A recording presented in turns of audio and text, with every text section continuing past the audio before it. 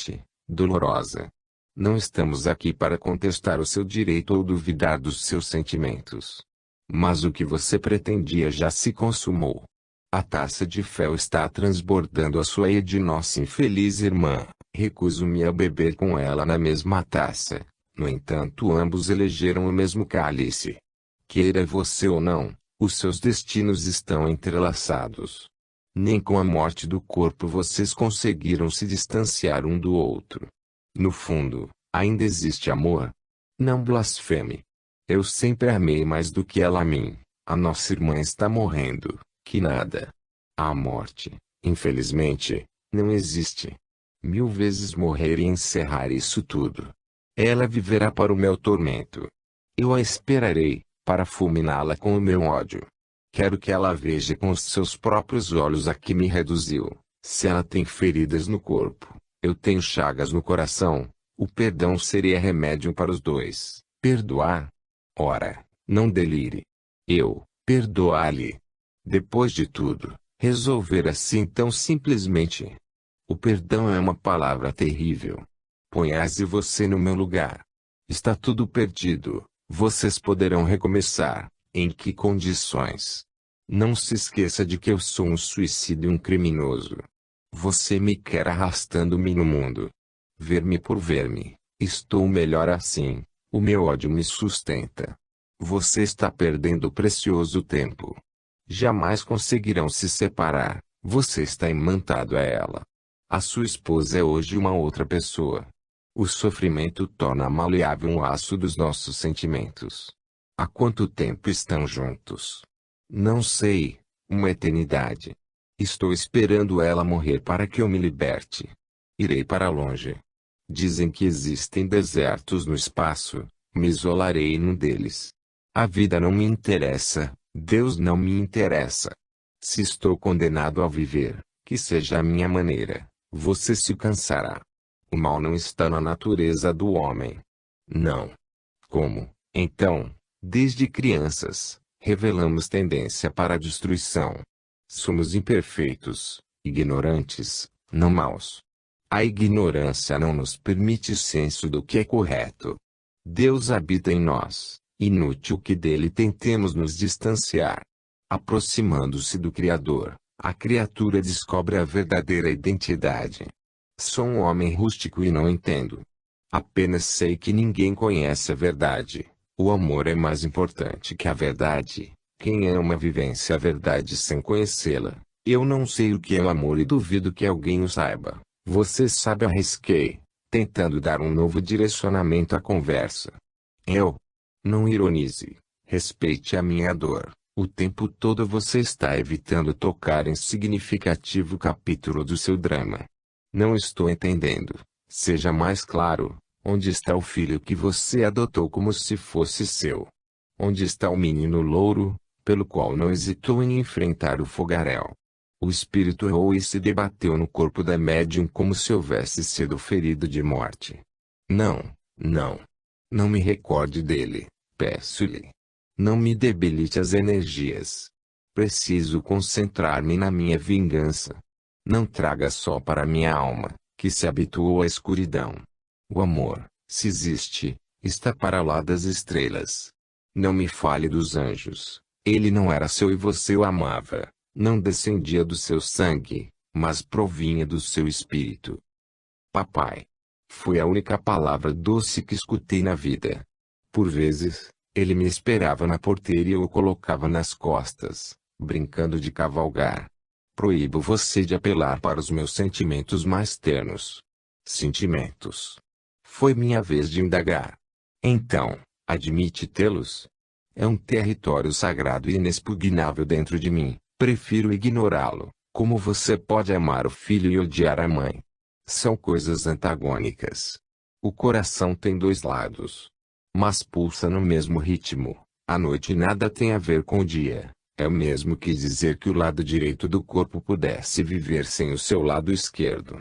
Como amar os que amamos, odiando aquela que é amada por eles? E se ele, o menino de cabelos louros, viesse pedir que você lhe perdoasse a mãe? Não me chantageie. Isso é loucura. Eu nunca mais o vi e creio até que ele tenha se esquecido de que eu existo. Estou sozinho, você se isolou voluntariamente. Os nossos olhos só enxergam o que queremos ver. O ódio ocupou minha mente. Pare com essa conversa. Você está me deixando fraco.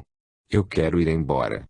Necessito voltar para o lado dela. Está na hora de eu entrar no corpo mal cheiroso dela. O corpo dela é a minha tumba e a sua alma o meu esquife. Pai de infinita misericórdia, comecei a orar. Socorrei-nos em nossas debilidades e compadecei-vos de nossos males. Necessitamos de vós, como a flor mirrada do deserto necessita do orvalho da noite. Por piedade, vinde em nosso auxílio. Tocai o nosso coração endurecido e fazei-nos ver a luz que esplende à nossa volta. Intercedei, Senhor, para que a nossa ignorância não se prolongue por mais tempo e aproveitemos todas as oportunidades de nos redimirmos que a vossa magnanimidade nos concede. Não nos levantaremos, sem o concurso das vossas mãos. Fazei cessar em nós o ressentimento de que já nos encontramos cansados e anulai toda a inclinação que ainda revelemos para o mal. Libertai-nos. Sem que sejamos amparados por vós, eternizaremos as próprias penas e jamais conheceremos a alegria. Que os vossos prepostos, anônimos ceareiros da espiritualidade maior, venham, em vosso nome, em nosso auxílio neste momento. A nossa Marta Maria agoniza na esteira das provas que entreteceu no passado e, aqui, o nosso irmão revela-se extremamente necessitado da vossa proteção. Permiti que, doravante, um novo caminho se lhes descerre a visão e a brisa de uma esperança nova lhes refrigere as almas combalidas. De vós esperamos o que em nós não encontramos para dar. Seja, no entanto, hoje e sempre, segundo a vossa sacrossanta vontade. Que luz é essa, meu Deus? Exclamou o desencarnado infeliz, ao término da oração que acompanhara em silêncio. Há quanto tempo não vejo claridade alguma. Atente para o fenômeno, meu irmão. Procure fixar a luz. Não, não é possível. Eu sou criminoso e suicida. Acima de tudo, você é filho de Deus, e Deus é perdão. Depois de tanto mal que fiz, todo e qualquer mal não se compara a uma única atitude no bem. Eu não vejo futuro para mim. Alguém o guiará. Quem? Veja com os seus próprios olhos. Observei, confiante, quase instintivamente, chegando a divisar o quadro que se formava. É um menino iluminado que me estende os braços e me chama de pai. Confesso-lhes que não tive mais argumentos e sequer pude seguir com a doutrinação. Dentro do peito, o coração disparara e, emudecido, agradeci mentalmente a intercessão dos nossos benfeitores. A entidade não acrescentara ao nosso diálogo mais uma só palavra. Sem os recursos da clarividência, soube, depois, por bem modesta, que, amparado pelo filho, que finalmente encontrara condições de vir ao seu encontro, tivera início o seu processo de reconstrução íntima. No entanto, não obstante liberada do assédio daquele que a supliciava, a situação física de Marta Maria piorara sensivelmente. O desenlace. Por um pouco mais de 2 meses, nos foi dado conviver com Marta Maria. Apesar de sua acentuada fragilidade e complicações de natureza orgânica, as crises epilépticas desapareceram. Doutor, dizia-me, estou sentindo uma paz que nunca experimentei. Aquela sombra que entrava no meu corpo desapareceu. Não sei como agradecer a vocês, ao Senhor e da Modesta. Tenho dormido com facilidade e, por vezes, vejo que meu espírito se liberta. Sonho com lugares lindos, que estou num campo todo coberto de flores e que uma criança caminha na minha direção. O peso que me oprimia desapareceu, mas começo a duvidar de que vou melhorar. Não sei. Não percamos a fé, minha filha. O amanhã pertence a Deus, argumentava, observando que, lentamente, a jovem se desembaraçava dos laços que prendiam ao corpo desfigurado. Sejamos otimistas e nos confiemos à vontade daquele que sabe o que é melhor para nós. Não sei como agradecer. Este hospital, para mim, está sendo uma bênção. Sinto-me leve não tenho receio da morte, quando ela vier, será bem-vinda. A morte não existe. As vidas que vivemos se sucedem ao infinito. Cada existência física é uma simples página no livro da eternidade. Não é a primeira vez que aqui estamos e, com certeza, não será a última. Agora entendo. Deus não seria Deus, caso nos reservasse outro destino. Eu não tive, nesta existência, oportunidade de ser feliz. Fiquei órfã de mãe muito cedo e, quando veio a doença, todos me abandonaram. Porque outros teriam diferente sorte, não é? Não vivemos, minha filha, à mercê das circunstâncias. Deus é Pai de infinita bondade. Tudo que nos sucede é consequência de uma ação. O esquecimento do passado é semelhante ao anestésico para quem deve se submeter a uma cirurgia. Imaginemos alguém sendo operado, sentindo os efeitos do bisturi e guardando plena lucidez da dor. Com certeza, o sofrimento dele seria maior e acabaria por pedir a morte. Em tudo, precisamos admirar a sabedoria do Criador. O Senhor tem razão, coisa boa eu não devo ter feito no passado. Ninguém nos odeia de graça. Aquela sombra que invadia o meu corpo e me possuía a alma vinha para me cobrar. Nos diálogos que eu tinha a oportunidade de manter com Marta Maria, algo me levava a intuir no sentido de prepará-lo para o desenlace, que pressentia próximo. Assim que aquela entidade se afastou, um quadro febril persistente se instalou e as suas funções renais se agravaram. Coisa curiosa, antes, ao estetoscópio, o seu coração batia forte e ritmado. Agora, no entanto, as pulsações cardíacas vacilavam. De certa maneira, o espírito que com ela havia se comprometido a sustentava em sua vitalidade. O semblante sofrido daquela jovem quase que se transfigurara e a sua resignação me levava às lágrimas.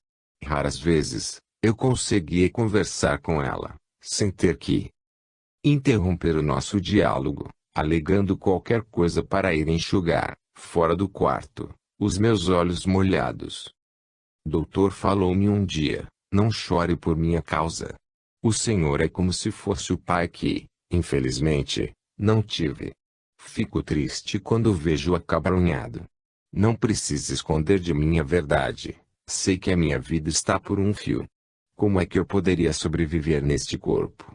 A doença praticamente o destruiu. Por vezes, doutor, eu mesma não suporto o cheiro forte que emana das bolhas pustulentas. Não posso, no entanto, me desesperar. Eu só tenho a agradecer. Sinto que o objetivo desta minha existência era curar as enfermidades da alma.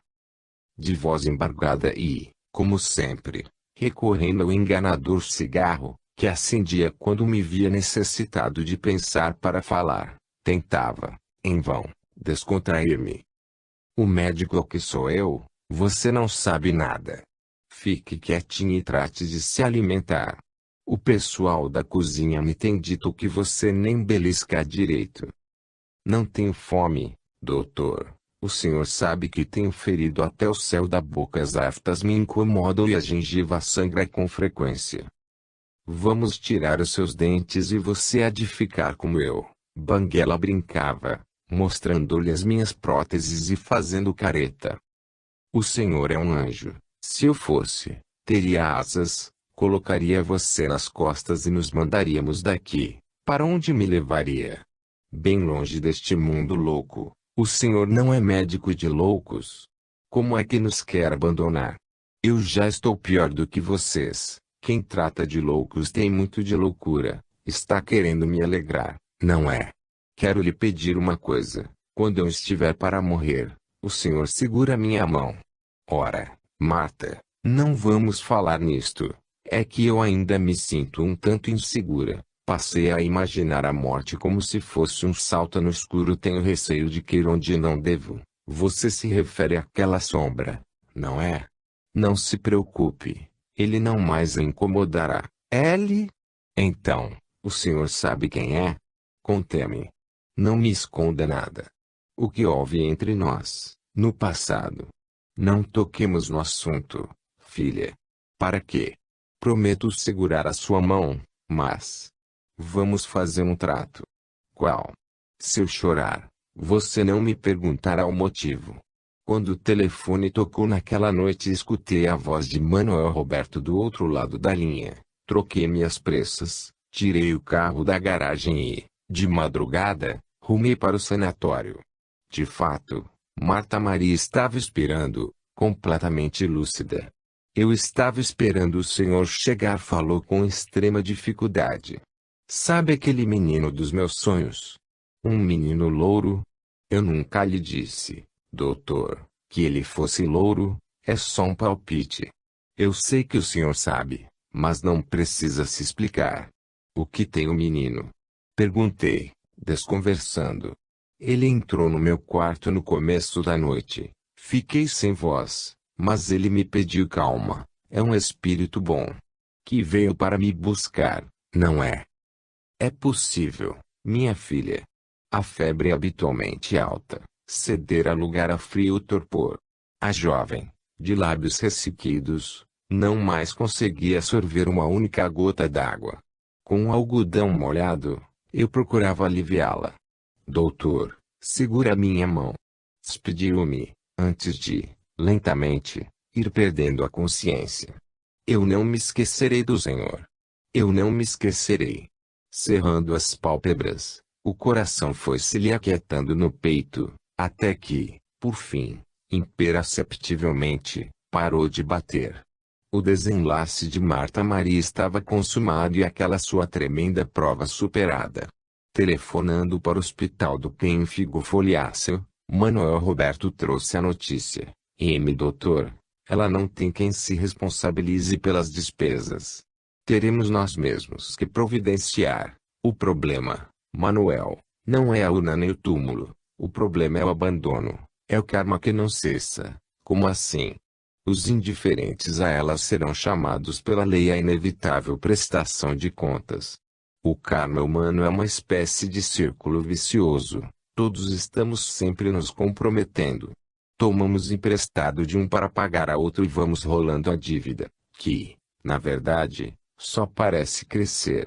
No entanto, não será providencial? Inquiriu o companheiro com sabedoria. O que, Manuel? Que os nossos karmas se entrelacem? Sim, o propósito da lei é indiscutível, mas teria que ser diferente. Aquele não era o momento para discussões metafísicas. Logo que o dia amanheceu, providenciamos o sepultamento. Aqui, além de minha ideia parecida, diretora do Hospital do Pênfigo, ninguém mais acompanhou. A senhora tem visto muitos casos assim, não é? Perguntei àquela irmã, que, em meu carro, seguira comigo ao cemitério. Dezenas, doutor. Dezenas. Os familiares trazem o doente e o largam lá. Muitos o deixam, de madrugada, na porta do hospital, sem sequer um documento. É para a gente não entrar em contato. E os doentes, o que dizem? Conformam-se, segundo deduzo, estavam vivendo com tanta rejeição dentro de casa, que, quando encontram outros doentes com quem conviverem, melhoram na autoestima. Pelo menos, conosco, não se sentem humilhados ou vivendo de favor. Não fosse o espiritismo, eu não entenderia, nem eu, doutor, apesar, confesso, da pouca leitura que tenho. O senhor sabe, eu fui criada no catolicismo, mas nenhum padre vai ao meu hospital e nem nos auxilia com nada, a não ser o padre Sebastião Carmelita. Aquele usa batina, mas não é bem padre. É o mais pobre deles. Eu até já lhe arranjei algum dinheiro. Quando ele nos visita, doutor Inácio, nunca nos deixa de mãos vazias. Sempre nos leva alguma coisinha. Brinca com as crianças, conversa com os doentes. Só que ele chega meio escondido. O senhor sabe que a igreja também nos combate, não é? É porque, além de ser negra, A senhora é auxiliada por Chico Xavier. Tem razão. O preconceito ainda é muito grande. Um dia, fiquei tão aborrecida, que pensei em abandonar tudo.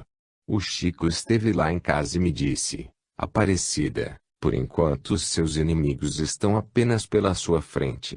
Você sabe quais são e pode identificá-los, mas, se você deixar o serviço, eles surgirão de todos os lados.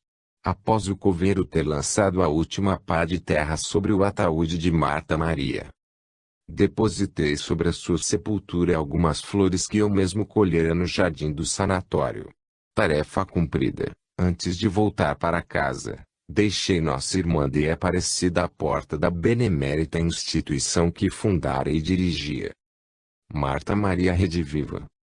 O caso de Marta Maria me ensejara muitas reflexões.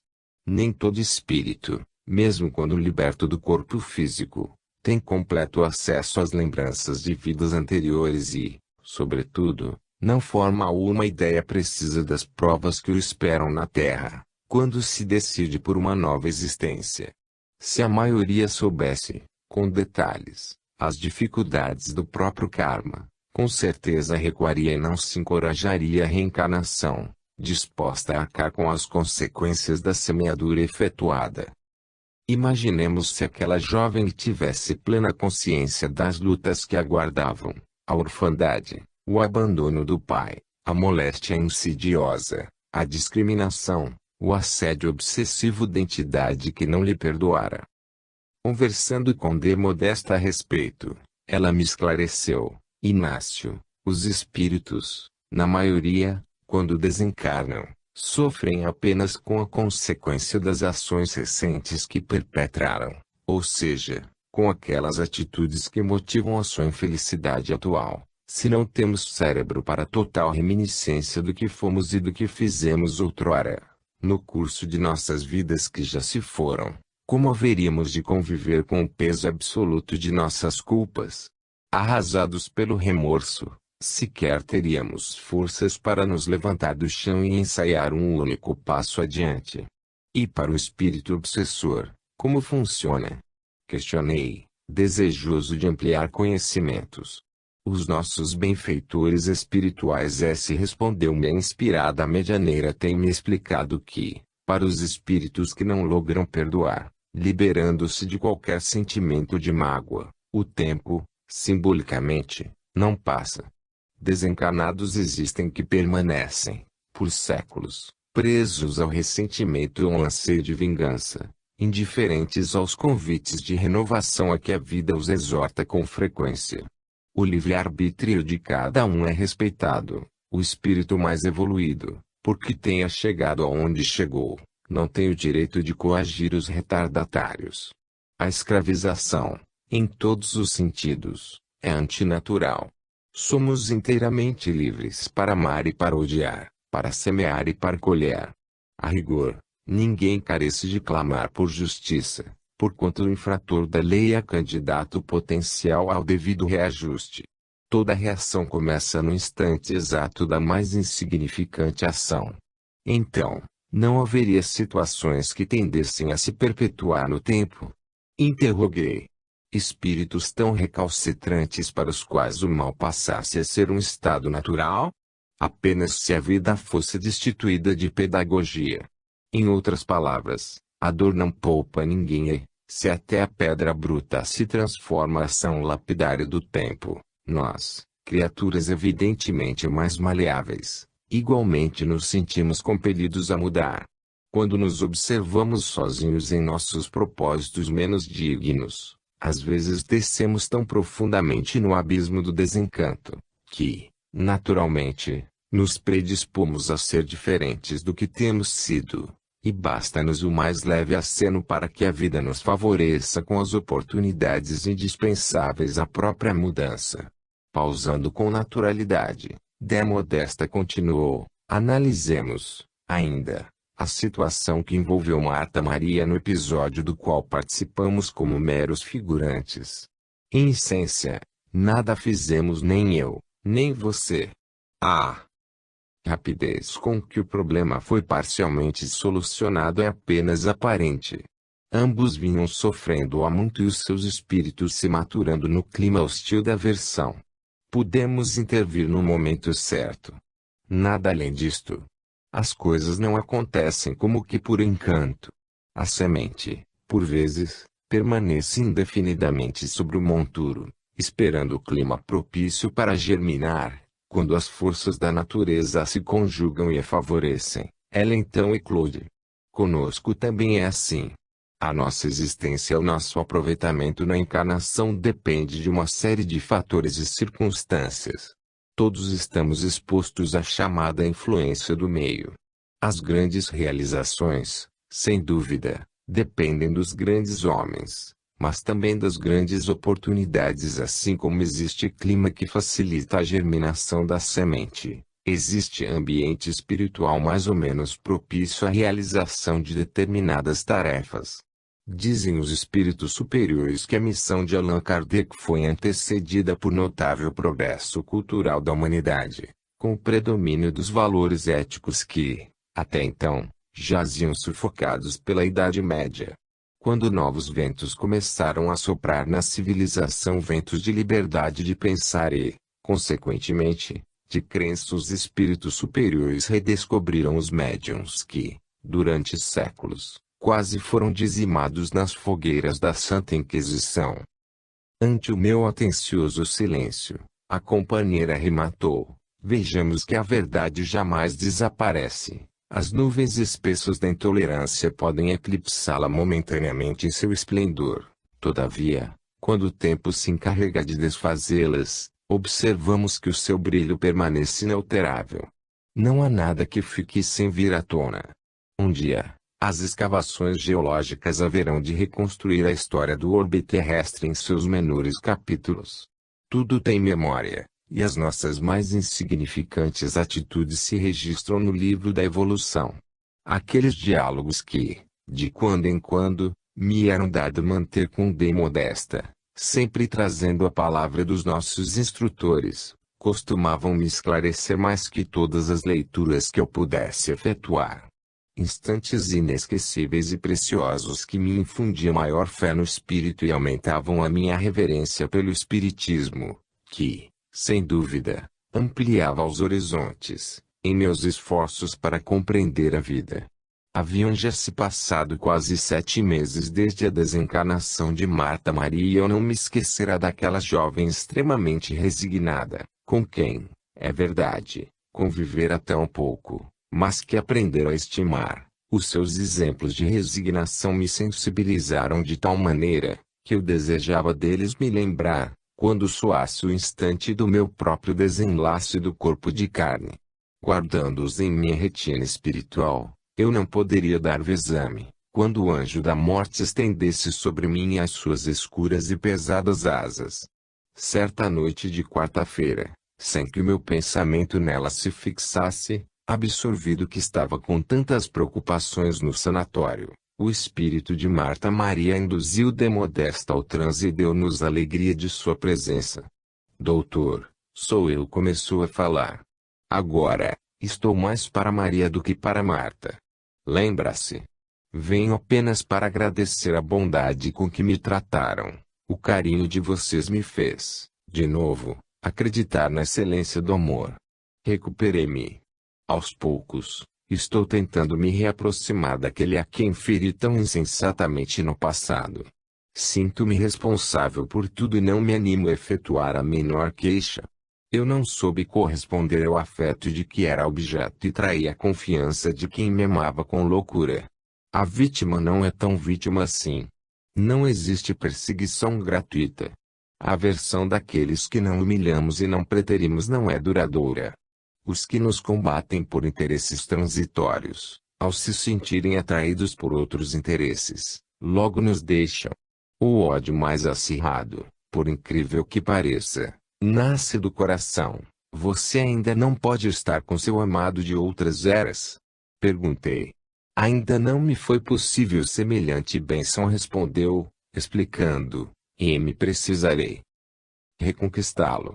Por enquanto, a animosidade que nutria por mim se desativou, mas isto não é suficiente. Ele não está em condições de uma transformação tão radical, ao ponto de me amar como outrora. Mentalmente, ele tem me recusado a presença, não me quer mais para o ódio, no entanto nem mais para o amor. Está apático e indiferente. J. E o seu filho? Vocês se reencontraram? Sim, é um espírito lindo, doutor.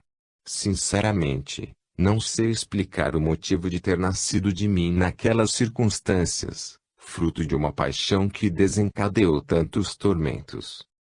É o remédio, minha filha, ao lado da dor. Isto prova que, em nossos maiores equívocos, não estamos irremediavelmente condenados. Do próprio abismo em que nos arrojamos, Deus suscita invisíveis mãos que se predispõem a nos resgatar a alma. Como uma flor que, imaculada, cresce no meio do pântano, não é? Os anjos, minha filha, ao contrário do que se pensa, não foram feitos para o céu. A função do sol é iluminar a escuridão. Quem sobe, sobe para aprender a descer sem comprometimento. Como viveríamos tranquilos nas regiões superiores, sabendo que, sob os nossos pés, choram os que sofrem na retaguarda. Estou convicta, doutor, de que, em qualquer ofensa, ofendido e ofensor têm muito que perdoar-se e, não raro, o ofendido tem mais ainda. A ofensa é uma reação negativa que, na maioria das vezes, o ofendido desencadeia no ofensor. Difícil saber quem é o algoz, ambos são vítimas de si mesmos. Percebo, Marta Maria, que você efetuou muitos progressos na vida maior. O sofrimento, sem qualquer pretensão, nos ensina muita coisa. A dor é um livro constantemente aberto diante dos nossos olhos. Quando nos recusamos a lê-lo no cotidiano, as suas páginas vão se acumulando, até que, de repente, somos obrigados a decorá-lo na véspera, à semelhança do aluno que será chamado a exame no dia seguinte. Conversamos durante mais alguns minutos e, ao se despedir, a jovem, emocionando-se as lágrimas, disse, finalizando, é possível, doutor, que eu não possa vir mais a esta casa. Terei muito trabalho. Não sei quando, mas, desde agora, começarei a traçar planos para uma nova vida no corpo, ao lado daquele que tanto magoei. Será difícil, mas não teremos alternativa.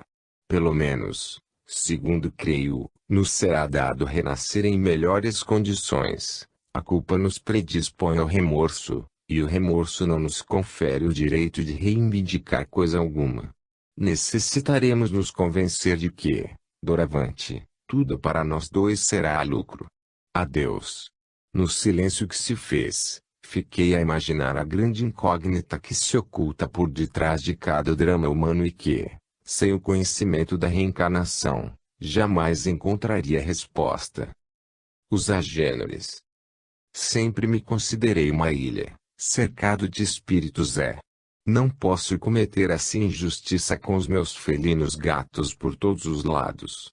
Os espíritos, fora do corpo e mais ou menos no corpo, sempre me rodearam. Pelo menos nos bons tempos era assim, quando, principalmente, a presença da notável médium Modesta os atraía.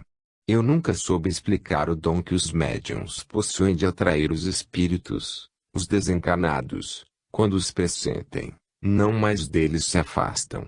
Os médiuns lhes parecem uma espécie de porta constantemente aberta aos contatos que almejam prosseguir mantendo com os habitantes da dimensão de que foram alijados pela morte. Eu não sei, mas tenho a impressão de que a modernidade aniquila os sensitivos, tornando-os cada vez mais raros. Falta de introspecção, com certeza. O progresso material vertiginoso da civilização é um forte apelo à vida exterior, à luta pelo pão de cada dia, às solicitações do mundo, o complexo problema da educação dos filhos, a competitividade do mercado de trabalho. A verdade é que os medianeiros de faculdades portentosas do meu tempo, sem nenhum demérito para os demais, que têm feito o que podem, foram escasseando. A lacuna deixada no sanatório pela desencarnação de Modesta, em 1964, jamais voltou a ser preenchida. Mas isso é outra história.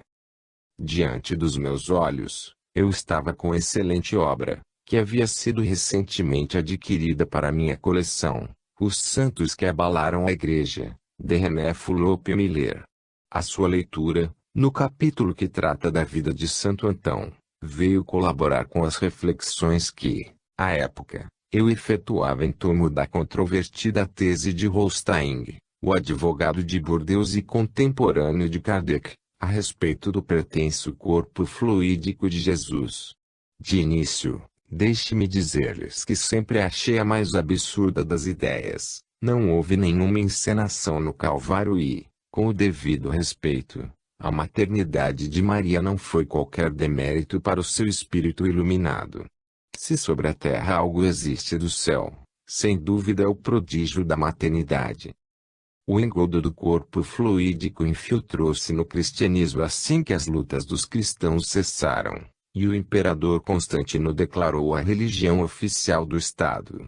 Vejamos que curioso, a ideia do corpo fluídico que, há 2000 anos, dividiu os cristãos, tornou a dividi-los através dos espíritas.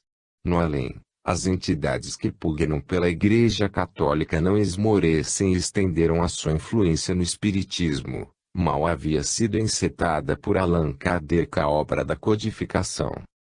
O livro de René Fulop Miller conta que, findado o tempo dos martírios a que os cristãos foram submetidos por cerca de 300 anos, teve início entre eles as querelas teológicas que, infelizmente, até hoje persistem. Antes tivessem continuado a morrer no testemunho da fé e, por consequência, antes os espíritas prosseguissem vítimas da opressão religiosa, pois, quando o ideal cessa de ser combatido, os idealistas costumam embaraçar a si mesmos. Tudo começou com discussões a respeito da natureza do Cristo. O Senhor havia sido um Deus que assumira a forma humana ou um homem que quase atingira a perfeição divina. As opiniões se dividiam entre Ário, presbítero de Alexandria, e o jovem diácono Atanásio. O primeiro defendia que Jesus era semelhante em essência, e o segundo que ele era igual em essência. No ano de 325, para resolver o impasse, Constantino convocou o célebre Concílio de Nicea, ao qual 300 bispos, de todas as partes do mundo, compareceram.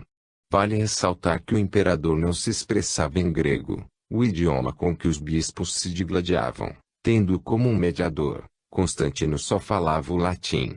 Em seu trono de ouro, registrava, quase sem nada a entender das palavras que lhe eram sumariadas por um intérprete, o motivo de tamanho conflito. Cristo é homem, exclamavam os arianos, Cristo é Deus, defendiam os atanasianos. Pasmem, no grego, a expressão para semelhante em essência é homoousion, e para igual em essência é homoousion, ou seja, a diferença, tremenda, residia na menor letra do alfabeto grego, a letra I. Aqueles homens, em sua maior parte, ainda traziam as marcas das flagelações a que haviam sido expostos, corpos mutilados, escaldados, queimados ou cegos pelos opressores. Quando a discussão entre eles se acirrou, Constantino perguntou ao intérprete, a respeito de que eles estão discutindo agora. Com ironia, o auxiliar respondeu, a respeito de uma letra. Desnecessário dizer que os adeptos de Ário foram derrotados pelos de Atanásio, e a semente do corpo fluídico de Jesus germinou na gleba da igreja e, até os dias de hoje, produz amargos frutos para o cristianismo. A opinião do autor da obra referida: se Cristo tivesse sido simplesmente um homem, a alegria jubilosa da fé cristã não poderia ter nascido. Não haveria ressurreição, nem milagre do Espírito Santo, nem graça, nem sacramento, nem redenção. Não haveria misericordiosa Mãe de Deus, não haveria Natal, não haveria Páscoa, embora compreensível e respeitável, falta com a verdade. Pois, infelizmente, ao longo do tempo, toda a filosofia do Evangelho se deixou influenciar e a Igreja, aos poucos, foi se desviando de suas finalidades. Não podemos, no Espiritismo, repetir o mesmo equívoco. A chamada Revelação da Revelação, obra extemporânea lançada por Holstein em 1866, quando sequer a codificação estava concluída, se invalida no que possa conter de aproveitável do ponto de vista doutrinário por defender o dogma da virgindade de Maria, como se, repetimos, o sexo fosse algo execrável. Ora, se até as abóboras se reproduzem através de suas flores masculinas e femininas, existem no homem coisas mais abjetas do que o sexo e o funcionamento dos intestinos, por exemplo, e a própria cadaverização, cujas fétidas emanações atraem as aves de rapina.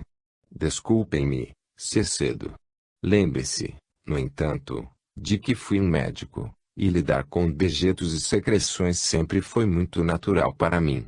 Não me causa asco a referência acima.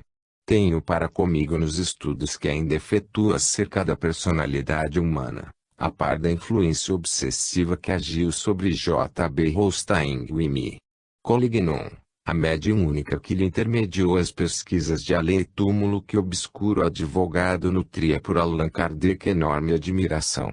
Tendamos a copiar aqueles que admiramos e, mais, aspiramos a ser exatamente o que eles são.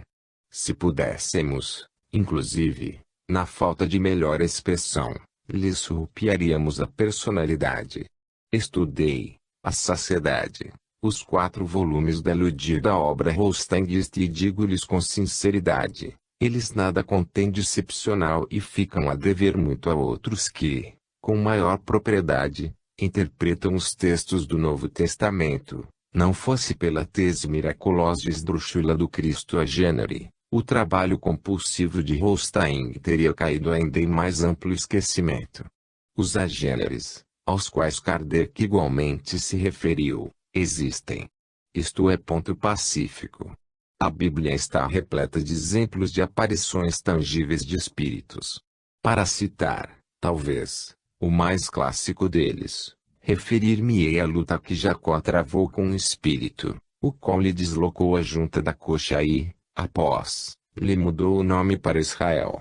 Gênesis 32:2232, retomando a interpretação da personalidade de Holstein, sem, evidentemente, o menor propósito de crítica, porquanto tudo é experiência nos caminhos da evolução.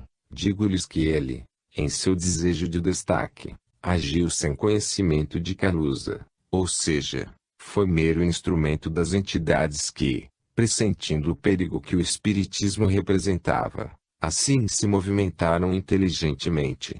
As estéreis discussões em torno do caráter religioso ou não da doutrina espírita tiveram igualmente aí a sua origem, para defender a nova revelação do misticismo. Nega-se-lhe o aspecto ético ou religioso, que, em essência, é reviver a discussão entre arianos e atanasianos. Há 20 séculos, Atanásio venceu Ário, mas, agora, Holstein não pode prevalecer sobre Kardec. Jesus Cristo nasceu de Maria e José, que se uniram sexualmente, sendo que ambos, posteriormente, vieram a ter outros filhos. A maternidade, tanto quanto a paternidade, é sublime missão. A mulher, quando se faz mãe, deixa de ser apenas terra e carrega consigo alguma coisa do céu. Jesus é igual ao homem e semelhante a Deus, o modelo possível de ser alcançado, e não o contrário. Maria de Nazaré não representou os pés da cruz, vertendo lágrimas por um agênere. A grandeza real do Cristo está na sua condição humana e não na sua suposta divindade. Devo, sem dúvida, ter me encontrado com alguns agêneres quando cruzei com eles os meus passos na Terra.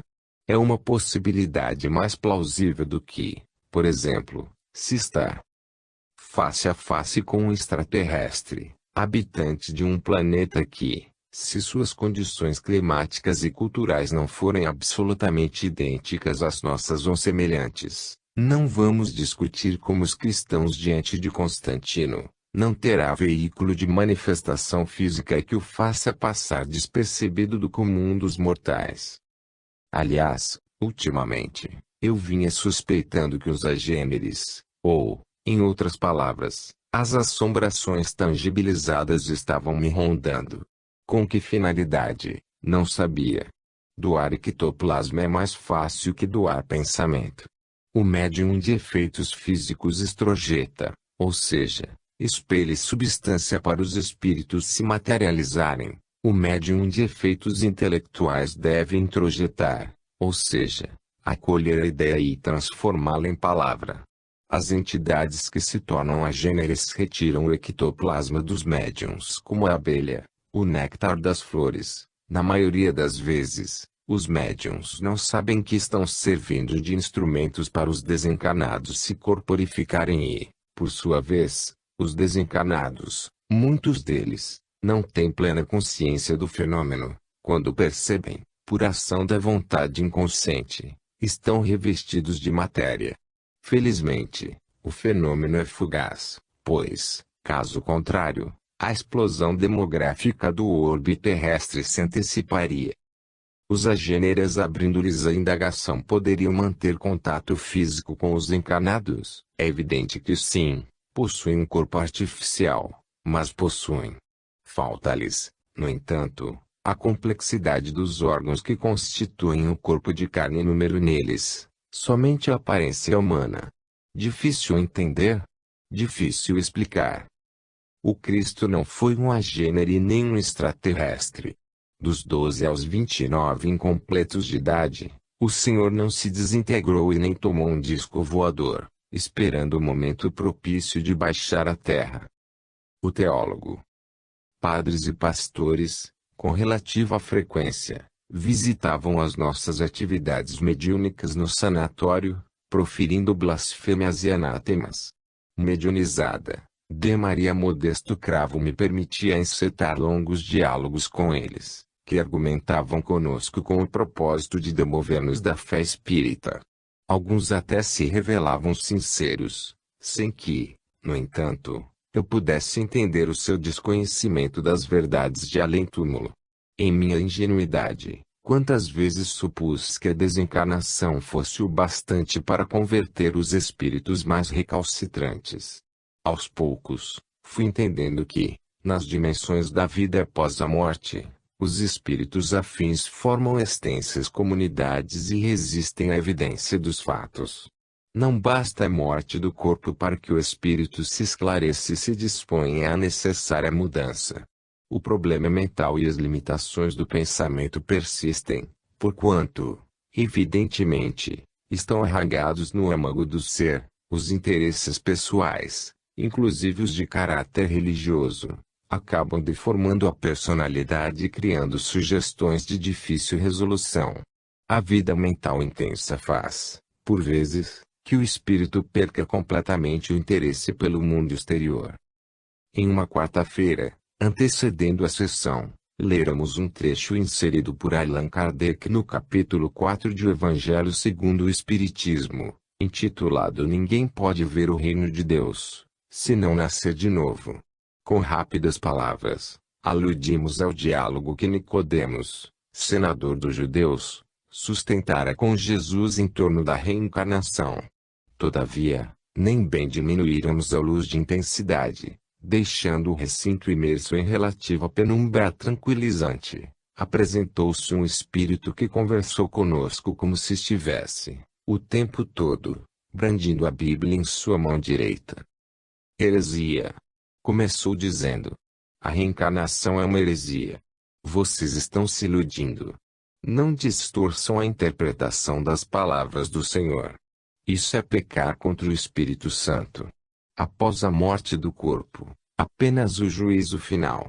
Vocês são adeptos de uma seita, não de uma religião cristã.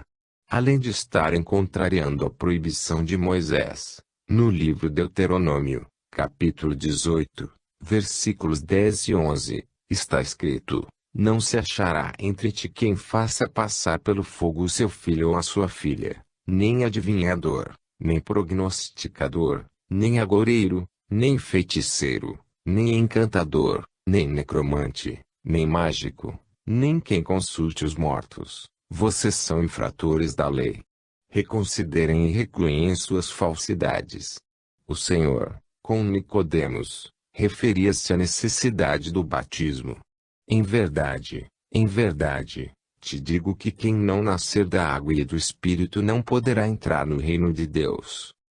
Na primeira oportunidade que me fora concedida, comentei: meu irmão, eu não sou versado nos assuntos bíblicos, admiro-lhe a memória prodigiosa. No entanto, não nos apeguemos à letra que mata.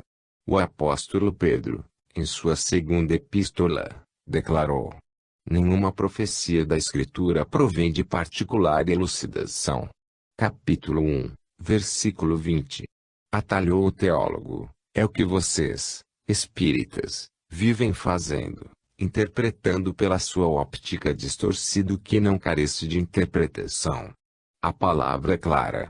O Senhor nos advertiu contra a aparição dos falsos cristos e falsos profetas. O renascimento é a conversão do pecador. O homem vive muitas vidas em uma única existência. Em parte alguma está escrito assim, pelo menos que eu me recorde. Como não? Vocês não estudam, vivem perdendo tempo com os livros daquele homem que, infelizmente, escapou aos braços da Inquisição, que, diga-se de passagem, prestou relevante serviço espiritual à humanidade. Muitos bruxos, que vocês modernamente chamam de médiuns, foram parar nas fogueiras. Espiritismo é alucinação. O homem carece de se reformar agora, e não depois, adiando seu esforço de regeneração para o futuro. A tese da reencarnação faz com que a criatura se desinteresse pela salvação. Vocês nunca leram o que Paulo escreveu aos Hebreus, e, assim como aos homens está ordenado morrerem uma só vez e, depois disto, o juízo. Capítulo 9, versículo 27. Existem, no entanto, esclareci outras passagens evangélicas que endossam a ideia reencarnacionista. O apóstolo João, por exemplo. Se a narrativa a qual você se refere, caminhando, Jesus viu um homem cego de nascença. E os seus discípulos perguntaram: Mestre, quem picou, este ou seus pais, para que nascesse cego? Respondeu Jesus: nem ele pecou, nem seus pais, mas foi para que se manifestem nele as obras de Deus. Capítulo 9, versículo 2 e 3. Não lhe parece implícita no texto a reencarnação? Aquele homem era cego de nascença. Todos o conheciam. Os discípulos indagaram: quem picou, este ou seus pais, para que nascesse cego? Muitos nascem para que as obras de Deus neles se manifestem. Nem todos têm o privilégio de ser curados. A maioria nasce cega e morre cega. As obras de Deus, como você coloca, não se manifestaram neles. Foram instrumentos para que se manifestassem em outros. Isto é sofisma. Ora, vejam só quem está falando em sofisma. Vocês dizem que a reencarnação torna o homem responsável pelo seu destino, ou pelo seu karma. Pois bem, semelhante crença impera na Índia, o país mais reencarnacionista do mundo, mas o povo vive por lá em extrema miséria social. Ninguém se compadece dos párias. Os hinduístas e muçulmanos se conflitam de maneira sanguinolenta. A verdade sem o amor gera loucura. No espiritismo, o evangelho ilumina a vida, ou seja, não pregamos a pluralidade das existências dissociada da necessidade humana de se renovar. A finalidade da reencarnação é o renascimento moral do ser, o que, convenhamos, não lhe é possível numa única experiência. Vocês sabem da força do cristianismo, por este motivo vivem querendo associar o espiritismo a ele, mas a doutrina que professam nada tem a ver com o Senhor. Retomemos e sorteie a nossa discussão inicial. Você se referiu a Moisés no Deuteronômio. O grande legislador hebreu, porventura, cometeria a insensatez de proibir algo que não fosse prática usual entre os de sua raça. Vocês falam em evocação. Quem evocou o seu comparecimento à nossa reunião? Vim de livre e espontânea vontade. Respondeu, lacônico, na tentativa de ganhar tempo para refletir. A referida proibição não se estenderia aos desencarnados. Eu não sou um desencarnado, não me rotule com as suas terminologias heréticas. O que, então, é você? Estou à espera do juízo final, conforme lhe disse insistir. Não me preocupo em decorar a Bíblia. Não é falta de respeito ou de interesse, mas é falta de tempo. No entanto, no próprio Deuteronômio há um versículo que, no mínimo, sugere a reencarnação. Eu, o Senhor teu Deus, sou Deus zeloso, que visito a iniquidade dos pais nos filhos até a terceira e quarta geração daqueles que me aborrecem. Capítulo 5, versículo 9. Obrigado por me auxiliar, falei, admirando a presteza mnemônica do interlocutor. Que Deus cheio de misericórdia seria o que fizesse os filhos pagarem pelos pais. Não lhe pareceria mais lógico e justo que os antepassados, simbolicamente aqui representados pela figura dos patriarcas, renascessem de si mesmos e colhessem o que semearam com as próprias mãos? Você está conduzindo a polêmica de acordo com os seus interesses. Está escrito no livro de Jó, capítulo 5, versículo 13, ele apanha os sábios na sua própria astúcia. Eu havia me esquecido de Jó e emendei. Você me refrescou a memória. Jó é um outro exemplo da lei de causa e efeito e, consequentemente, da reencarnação. É inútil redarguir com enfado. Tudo para vocês é reencarnação. João Batista era a reencarnação do profeta Elias, que, antes do Cristo, mandara degolar os sacerdotes do deus Baal. Está querendo me dizer que João Batista teve a cabeça decepada por este motivo? Isso é loucura. Foi obra de Herodes e de Herodíade, mulher de seu irmão, que, com Tetrarca, passara a viver em concubinato, uma vida tão importante submetendo-se aos caprichos de uma cortesa. Interroguei. Explique-se melhor. Você acha que João Batista, o maior dos nascidos de mulher, encontrou a morte pela leviandade de quem lhe exigiu a cabeça numa bandeja? Vou-me embora, disse o teólogo, prestes a bater em retirada. Vocês arderão no Tártaro. Antes de se retirar, solicitei por obséquio. Responda-me, como é que você está guardando a própria ressurreição, à distância de seu corpo? Quanto tempo se passou de sua morte? Cerca de 25 anos. Ora, meu irmão, o seu corpo físico já se transformou em poeira. É o milagre da ressurreição. No terrível dia do juízo, os justos sairão da tumba e possuirão a terra. Palavras da salvação. Os ímpios serão expurgados. Vocês se negam a me escutar, como o povo de Sodoma e Gomorra aos 2 anjos que o Senhor lhes enviou. Gênesis, capítulo 19. E, sacudindo o livro sagrado na destra, citou os Salmos 11 e 12. Capítulo 143. Vivifica-me, Senhor, por amor do teu nome, por amor da tua justiça, tira da tribulação a minha alma. E, por tua misericórdia, dá cabo dos meus inimigos, e destrói todos os que me atribulam a alma, pois eu sou teu servo. Muitos outros adeptos do protestantismo, em suas diferentes facções, nos conclamariam a repudiar a doutrina. Padres, pastores e, pasmem, até materialistas tentavam nos convencer de que andávamos equivocados na crença.